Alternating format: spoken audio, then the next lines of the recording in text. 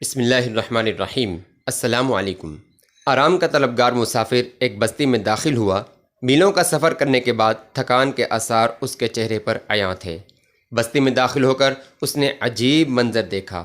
اجڑی ویران بستی جہاں زندگی کا وجود دور دور تک نظر نہیں آ رہا تھا۔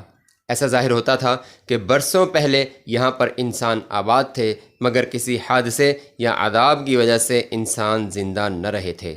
گرے ہوئے مکان، بوسیدہ کمرے اور کھلے دروازے یہی منظر پیش کر رہے تھے۔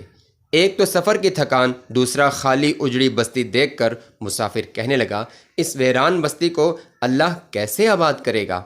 اسے سامنے ایک درخت نظر آیا۔ اس کے نیچے آرام کے خیال سے کچھ دیر لیٹنے کا ارادہ کیا۔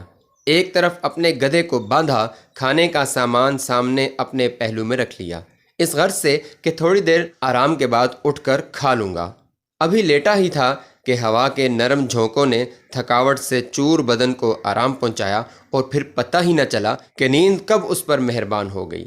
جب آنکھ کھلی، سورج ڈھل رہا تھا، تھکے جسم کو آرام مل چکا تھا۔ اب بھوک نے بے چین کیا۔ اس نے اٹھ کر کھانے کو دیکھا تو اسے ویسا ہی تازہ پایا، مگر جب اپنے گدھے کی جانب دیکھا تو حیرت اور پریشانی سے منہ کھلا ہی رہ گیا۔ یہ کیا؟ گدھا کہاں چلا گیا؟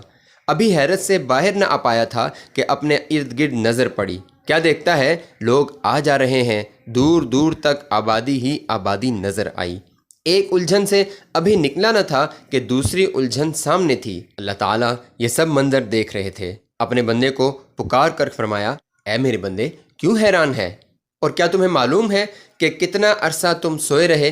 کہنے لگا، یا الہی، ایک دن یا دن کا کچھ حصہ۔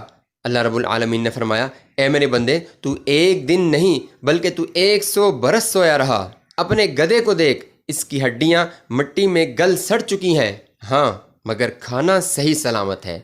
اس میں اللہ کی قدرت کی بہت بڑی دلیل تھی، کیونکہ اس نے کھانے پینے کی چیزوں کو تبدیل یا خراب ہونے سے بچائے رکھا، حالانکہ یہ چیزیں بہت جلدی خراب ہو جاتی ہیں۔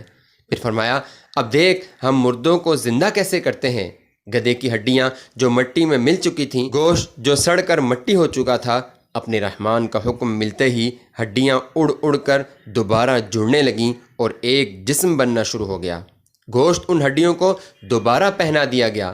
گدھا اپنی اصلی حالت میں آ گیا اور دوبارہ کھڑا ہو گیا۔ قرآن پاک کی سورہ بقرہ میں اللہ تعالیٰ نے اس واقعے کی طرف اشارہ کرتے ہوئے فرمایا ہے، یا اس شخص کی طرح جو ایک بستی پر گزرا، اس حال میں کہ وہ بستی اپنی چھتوں پر گری ہوئی تھی۔ اس نے تعجب سے کہا، اللہ اس بستی والوں کو مرنے کے بعد کیسے زندہ کرے گا؟ تو اللہ نے 100 برس تک اس پر موت طاری کر دی، پھر اس کو زندہ کیا۔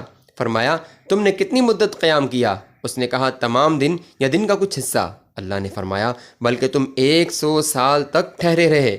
بس تم اپنے کھانے اور پینے کی چیزوں کو دیکھو جو اب تک گلی سڑی نہیں ہیں، اور اپنے گدھے کو دیکھو، اور تاکہ ہم تمہیں لوگوں کے لیے اپنی قدرت کی نشانی بنائیں۔ اور ان ہڈیوں کی طرف دیکھو، ہم کس طرح ان کو ملا کر جوڑتے ہیں، پھر انہیں گوشت پہناتے ہیں۔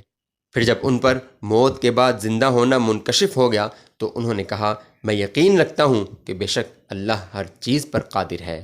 اکثر روایات کے مطابق یہ حیران و پریشان ہونے والے حضرت عزیر علیہ السلام تھے۔ یہ معجزہ اللہ تعالیٰ نے اس لیے دکھایا تاکہ لوگ جان لیں کہ اللہ تعالیٰ دوبارہ زندہ کرنے پر اور ہر چیز پر خوب قادر ہے۔ اچھے واقعات کے لیے چینل کو سبسکرائب کریں۔